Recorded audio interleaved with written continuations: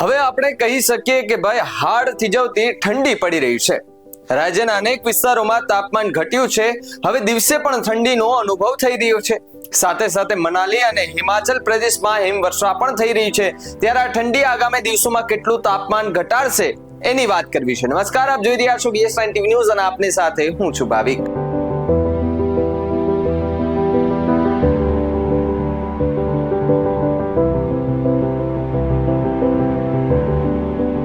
રાજ્યમાં હાલ ઉત્તરથી પૂર્વના પવનો ફૂંકાઈ રહ્યા છે. ત્યારે છેલ્લા 24 કલાકમાં નલિયાનું તાપમાન ગગડીને સીધું એક જ ડિજિટમાં એટલે કે 7.5 ડિગ્રી થયું છે.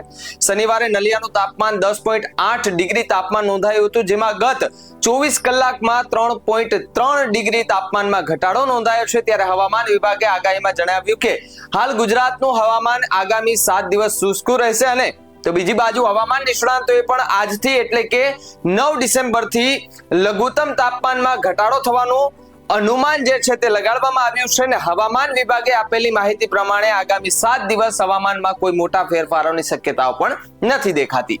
રાજ્યના લઘુત્તમ તાપમાનમાં 2 થી 4 ડિગ્રીનો ઘટાડો થઈ શકે છે, જેમાં પછી લઘુત્તમ તાપમાનમાં કોઈ ફેરફારની શક્યતાઓ વર્તાઈ નથી રહી. હવામાન વિભાગે આપેલી માહિતી પ્રમાણે હાલ ગુજરાતમાં ઉત્તરથી પૂર્વના પવનો ફૂંકાઈ રહ્યા છે, જે સિઝનમાં પહેલીવાર નલિયાનું તાપમાન એક ડિજિટમાં પહોંચી ગયું છે. અને હવામાન વિભાગે આપેલી માહિતી પ્રમાણે છેલ્લા 24 કલાકમાં ગુજરાતમાં સૌથી તાપમાન નલિયામાં 7.5 ડિગ્રી નોંધાયું છે. અને આ સાથે જ ડીસામાં 10.6 ડિગ્રી, વડોદરામાં 11 ડિગ્રી, રાજકોટમાં 11.8 ડિગ્રી, કેશોદમાં 11.6 ડિગ્રી, ગાંધીનગરમાં 12.4 તથા અમદાવાદમાં 13.9 ડિગ્રી તાપમાન નોંધાયું છે. હવામાન નિષ્ણાંત પરેશ ગોસ્વામીએ પોતાની આગાહીમાં જણાવ્યું કે 9મી ડિસેમ્બરના રોજથી પવનની ગતિમાં અને ઠંડીમાં વધારો નોંધાઈ શકે છે. પવનની સ્પીડ વધીને 14 થી લઈ અને 20 કિલોમીટર પ્રતિ કલાકની ઝડપે થઈ શકે છે. આ પવનની સ્પીડ એક અઠવાડિયા સુધી જોવા મળી શકે છે.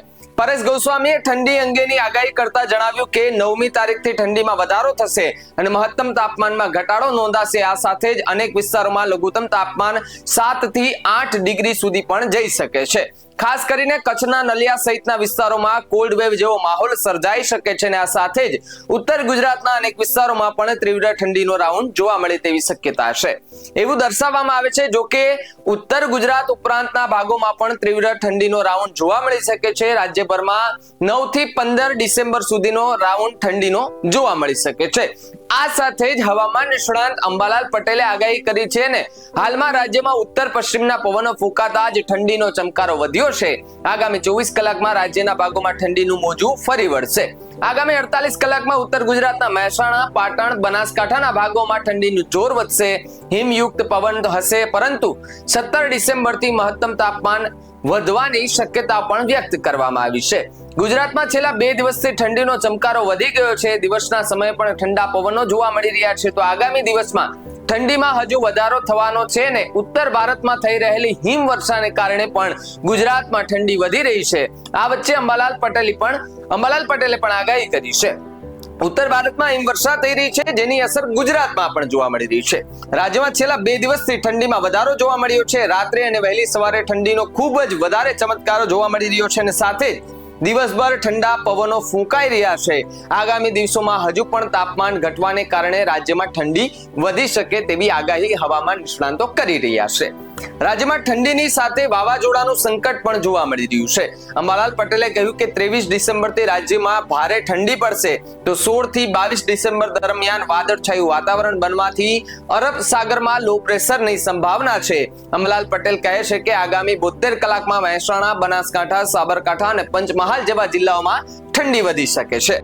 અંબાલાલ પટેલે આગળ જણાવ્યું કે બંગાળના ઉપસાગરમાં લો પ્રેશર બની શકે છે, જેથી દક્ષિણ ગુજરાતમાં વાદળછાયું વાતાવરણ જોવા મળી શકે છે અને કેટલીક જગ્યાએ છાંટા પણ પડી શકે છે. અંબાલાલ પટેલે કહ્યું કે 16 થી 22 ડિસેમ્બર એક સપ્તાહ સુધી વાદળછાયું વાતાવરણ આવતા મહત્તમ તાપમાનમાં ઘટાડો નોંધાશે અને ઠંડીમાં પણ ઘટાડો જોવા મળી શકે છે. તો 23 ડિસેમ્બર બાદ હાડ થીજવતી ઠંડી પડી શકે તેવી આગાહી પણ કરવામાં આવી છે. હવામાન વિભાગ એટલે કે IMD એ શનિવારે આગાહી કરી છે કે દેશના ઘણા રાજ્યોમાં આગામી 7 દિવસ સુધી શીત લહેર ચાલુ રહેશે. બંગાળની ખાડીમાં લો પ્રેશર સિસ્ટમના કારણે દક્ષિણ ભારતમાં ભારે વરસાદની શક્યતા છે. વેસ્ટર્ન ડિસ્ટર્બન્સના કારણે ઉત્તરીય વિસ્તારોમાં શીત લહેર, ગાંઠ ધુમ્મસ અને હિમવર્ષા થવાની સંભાવના છે. દક્ષિણ પૂર્વ બંગાળની ખાડીમાં નિયા દબાણોના વિસ્તાર રચાયો છે, જે અપર રેરના ચક્રવાતી પરિભ્રમણથી પ્રભાવિત કરે છે.